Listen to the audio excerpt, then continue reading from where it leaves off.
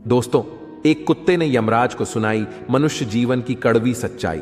सुनकर आप भी चौंक जाएंगे। इस प्राचीन कथा में हम आपको बताएंगे कि कैसे एक कुत्ता यमलोक पहुंच जाता है और यमराज से शर्त लगाता है, और यमराज उस शर्त में कुत्ते से हार जाते हैं और फिर यमलोक के सारे नियम बदलने पड़ते हैं। इस कथा में हम जानेंगे भगवान विष्णु ने यमराज को मनुष्य जीवन के संबंध में कौन सा महत्वपूर्ण ज्ञान दिया है।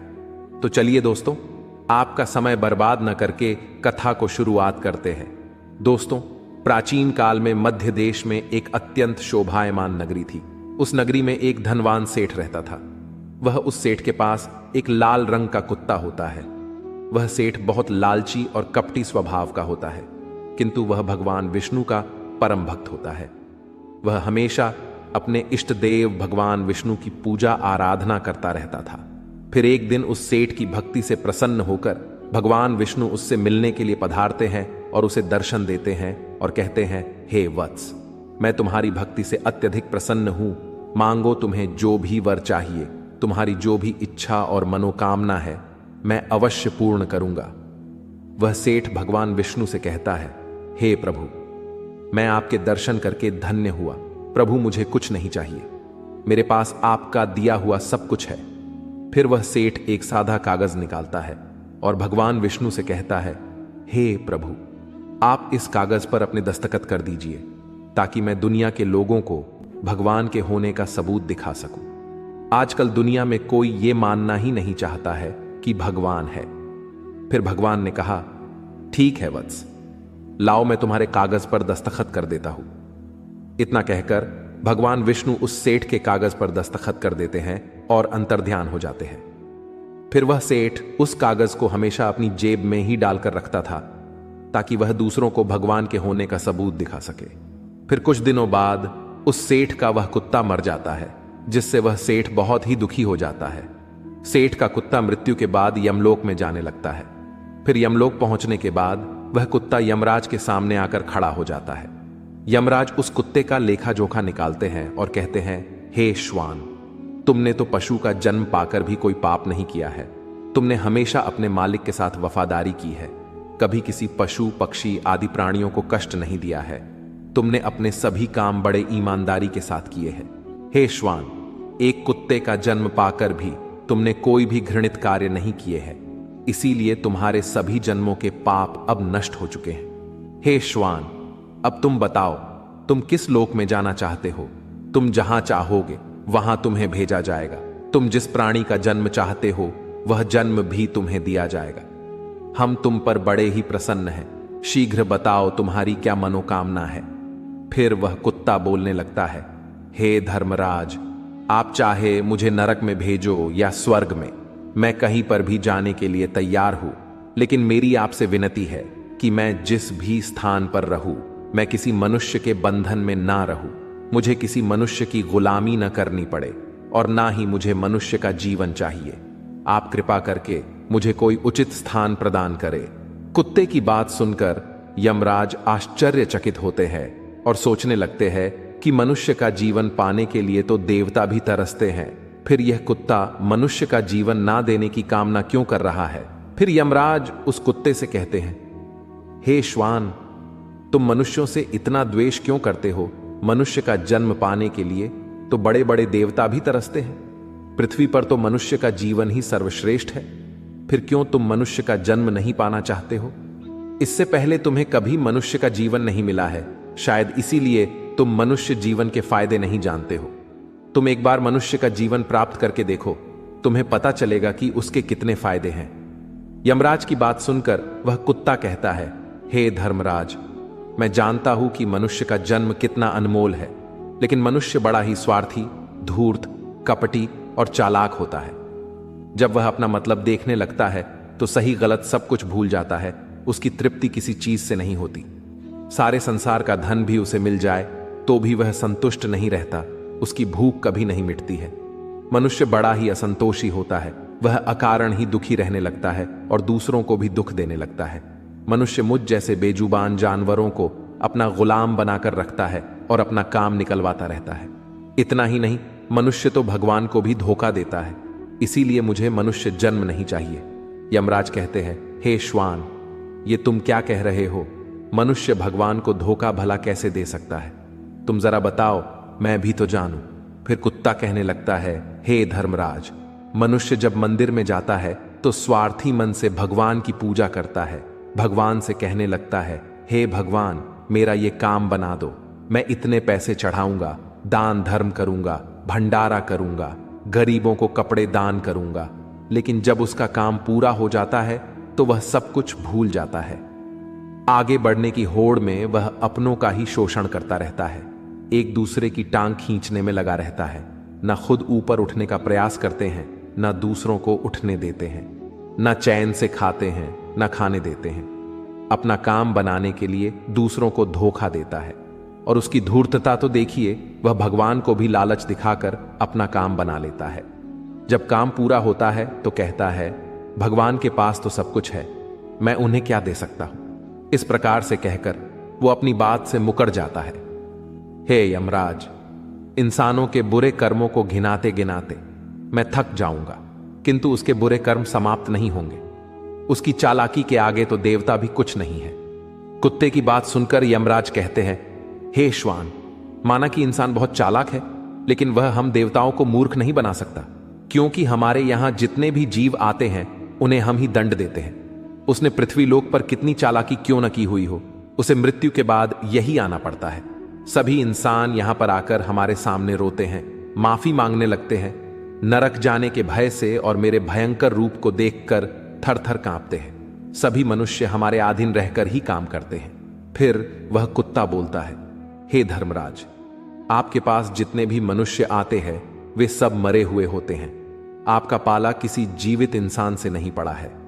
यदि आप किसी जीवित मनुष्य को यमलोक लेकर आओगे तब आपको पता चल जाएगा कि जीवित इंसान कितना खतरनाक होता है। उस कुत्ते की बात सुनकर यमराज को आश्चर्य हुआ और गुस्सा भी आ गया। वे सोचने लगे, ये तो हमारे यहां पर आकर हमारा ही अपमान कर रहा है। इस तुच्छ कुत्ते को दिखाना होगा हमारे सामने कोई इंसान कुछ भी नहीं है। इंसानों की चालाकी हमारे सामने नहीं चल सकती। इस बात को साबित करने के लिए यमराज अपने दूतों को बुलाते हैं और कहते हैं, हे दूतों, जाओ और इस कुत्ते के मालिक को जीवित ही उठाकर यमलोक लेकर आ जाओ। हम भी देखते हैं कि जीवित इंसान हमारे सामने क्या चालाकी करता है। अगर यह कुत्ता गलत साबित होता है तो इसे अनेक वर्षों तक नरक में डाला जाएगा। उस कुत्ते को पूरा यकीन था कि एक अकेला जीवित मनुष्य स्वर्ग लोक में खलबली मचा देगा। फिर यम के दूत धरती लोक पर जाते हैं और उस कुत्ते के मालिक को अर्थात उस सेठ को चारपाई के साथ उठाकर यमलोक ले जाने लगते हैं। तभी बीच रास्ते में उस सेठ की नींद खुल जाती है और वह देखता है कि दो अत्यंत हृष्ट पुष्ट सिंगों वाले यमदूत उसे चारपाई के साथ उठाकर यमलोक ले जा रहे होते हैं। वह सेठ उन यमदूतों से पूछने लगता है, हे यमदूत, क्या मेरी मृत्यु नींद में हो चुकी है? तब यमदूत कहने लगते हैं, नहीं मनुष्य, तुम अभी जीवित ही हो। फिर वह सेठ कहता है, फिर आप दोनों मुझे कहां ले जा रहे हैं? मैंने कौन सा पाप किया है? यम के दूत उस सेठ को सारी कहानी बता देते हैं और कहते हैं, तुम्हारे कुत्ते ने यमराज से कहा है कि जीवित मनुष्य बहुत चालाक होता है, इसीलिए इस बात का परीक्षण करने के लिए यमराज ने आपको जीवित ही यमलोक लाने के लिए कहा है। उस सेठ को पूरी बात समझ में आती है और वह कुछ देर तक सोचने लगता है और फिर तुरंत उसकी जेब में रखा हुआ वह कागज निकालता है जिस पर भगवान विष्णु ने दस्तखत किए हुए होते हैं। वह उस कागज पर कुछ लिख देता है और फिर से कागज को अपनी जेब में रख लेता है। यमदूत उस सेठ को लेकर यमराज के दरबार में उपस्थित हो जाते हैं। उस सेठ को देखते ही यमराज जोर जोर से हंसने लगते हैं और सोचने लगते हैं, ये तुच्छ मनुष्य भला मेरा क्या बिगाड़ पाएगा। फिर वह सेठ जाकर यमराज के सामने खड़ा हो जाता है और अपनी जेब से वह कागज निकालकर यमराज को देता है। जब यमराज उस कागज को खोलकर पढ़ने लगते हैं तो वे तुरंत ही सिंहासन से उठकर खड़े हो जाते हैं और उस सेठ को सिंहासन पर बिठाकर खुद उसके स्थान पर खड़े हो जाते हैं, जिसे देखकर यमराज के सभी दूत चौंक जाते हैं, सोचने लगते हैं, यमराज ये क्या कर रहे हैं? एक मानव को अपने सिंहासन पर बिठा रहे हैं। यह जरूर कोई पहुंचा हुआ इंसान लगता है। वह सेठ अब यमपुरी का राजा बन जाता है। यमराज भी उसका आदेश मानने के लिए विवश हो जाते हैं। फिर वह सेठ सिंहासन पर बैठते ही यमलोक के सभी कानून बदल देता है और यमराज को ही यमलोक के द्वार का पहरेदार बना देता है। फिर वह सेठ सोचने लगता है, जब मैं मर जाऊंगा तो मुझे भी यहां पर आना पड़ेगा और मेरे पाप कर्मों के कारण मुझे भी नरक में डाला जाएगा। इसीलिए उस सेठ ने नरक में पड़े सभी प्राणियों को स्वर्ग में डालने का आदेश दिया और नरक का द्वार हमेशा के लिए बंद कर दिया। और फिर सभी यमदूतों को आदेश दिया कि आज के बाद किसी भी प्राणी को नरक में नहीं डाला जाएगा, सभी प्राणियों को स्वर्ग में ही भेजा जाए। सेठ के इस आदेश को सुनकर स्वर्ग लोक में खलबली मच गई। सभी देवता हैरान हो गए, लेकिन वे कर भी क्या सकते थे। आदेश यमलोक के राजा ने दिया था, इसीलिए चुपचाप सभी उसका पालन करने लगे। स्वर्गलोक का संतुलन पूरी तरह से बिगड़ गया। धीरे धीरे स्वर्गलोक में जीवों की भीड़ बढ़ने लगी, जिनकी सेवा करके स्वर्गलोक के कर्मचारी और अप्सराएं परेशान होने लगे और सोचने लगे, इतने सारे जीवों की सेवा कैसे कर पाएंगे। उधर वह कुत्ता सोचने लगा, यमराज को जीवित मनुष्य को यमलोक में लाना कितना महंगा पड़ गया। सेठ जी ने सब कुछ बदल दिया है, आखिर ऐसा कैसे हुआ। फिर वह कुत्ता अपने सेठ के पास गया और पूछने लगा, सेठ जी, आपने यह सब कैसे किया? अब तो आप यमलोक के राजा बन गए हैं, अब मैं सारे जीवन आपका दास बनकर रहूंगा। कृपया आप मुझे बताइए कि आपने यह सब कैसे किया। तब उस सेठ ने धीरे से उस कुत्ते के कान में कहा, जब मुझे पता चला कि मुझे जीवित ही यमलोक ले जाया जा रहा है, तो मैंने भगवान विष्णु के दस्तखत किए हुए कागज पर यह लिख दिया कि जिस जीवित मनुष्य को यमराज यमलोक बुला रहे हैं, उसे यमलोक का राजा बना दिया जाए। यही मेरा आदेश है। उस कागज पर भगवान विष्णु के दस्तखत देखकर यमराज को लगा कि यह भगवान विष्णु का ही आदेश है, तो उन्होंने बिना विचार किए ही मुझे यमलोक का राजा बना दिया। सेठ की बात सुनकर वह कुत्ता बहुत खुश हुआ और सोचने लगा, इंसानी दिमाग चाहे जहां भी रहे, खुरापात तो करेगा ही। इधर यमलोक का ऐसा हाल देखकर सभी देवता भगवान विष्णु से मिलने के लिए वैकुंठ चले गए और उन्हें सारी बात बता दी। देवताओं की सहायता करने के लिए भगवान विष्णु तुरंत ही यमपुरी में आ गए, तो उन्होंने देखा कि यमराज यमलोक के द्वार पर पहरा दे रहे हैं। फिर यमराज के सिंहासन पर कौन बैठा है? भगवान विष्णु को देखते ही यमराज उनसे प्रार्थना करने लगे और कहने लगे, हे प्रभु, आपकी यह लीला बड़ी ही विचित्र है। धरती के एक साधारण मनुष्य को आपने यमलोक का राजा बना दिया और मुझे पहरेदार। भगवान विष्णु यमराज से कहते हैं, हे धर्मराज, ये मैंने नहीं किया है, ये तो मनुष्य के चालाक दिमाग का कमाल है। यदि तुम जीवित मनुष्य को यमलोक लेकर आओगे तो यही होगा। इसीलिए मैंने मृत्यु के बाद ही मनुष्य को यमलोक लाने का आदेश दिया था, ताकि मनुष्य के सभी दोष और स्वभाव शरीर के साथ नष्ट हो जाए और केवल उसकी आत्मा ही यमलोक में प्रस्थान करे। किंतु आप तो एक जीते जागते मनुष्य को ही यमलोक उठाकर लेकर आए। यमराज से इतना कहकर भगवान विष्णु आगे बढ़े। फिर जब उस सेठ ने भगवान विष्णु को आते हुए देखा, तो वह तुरंत यमराज के सिंहासन से उठकर खड़ा हो गया और बोलने लगा, हे प्रभु, मुझे क्षमा करो। मैंने अपने कुत्ते को नरक में जाने से बचाने के लिए और मनुष्य की बुद्धि का बल दिखाने के लिए ही ऐसा किया। मैं आपके द्वारा दिए गए वरदान का दुरुपयोग नहीं करना चाहता था। हे प्रभु, मैं आपके दर्शन करके धन्य हो गया। अब मुझे किसी चीज की अभिलाषा नहीं है। फिर भगवान विष्णु मुस्कुराए और उन्होंने उस सेठ को क्षमा कर दिया। फिर वह सेठ धरती लोक पर लौट गया। भगवान विष्णु ने भी यमराज को फिर से यमलोक की गद्दी पर बिठा दिया और वे भी वैकुंठ लोक लौट गए। यमराज फिर से अपने सिंहासन पर बैठ गए।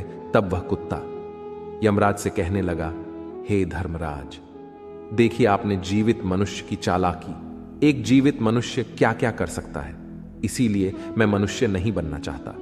मनुष्य जब स्वार्थी बन जाता है तो वह अंधा हो जाता है, उसे दोस्त परिवार दिखना बंद हो जाते हैं। लालच में वह धर्म को भी भुला देता है और अनिष्ट कार्य करने लगता है। जब तक वह शास्त्र अनुसार कर्म करता है तभी तक सुखी रहता है, और जब धर्म से विमुख हो जाता है तो क्लेश और बीमारियां उसे घेर लेती है और उसका पतन हो जाता है।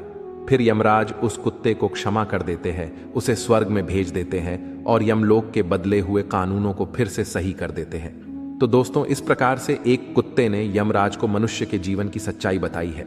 ये कथा आपको कैसी लगी कमेंट करके जरूर बताएं।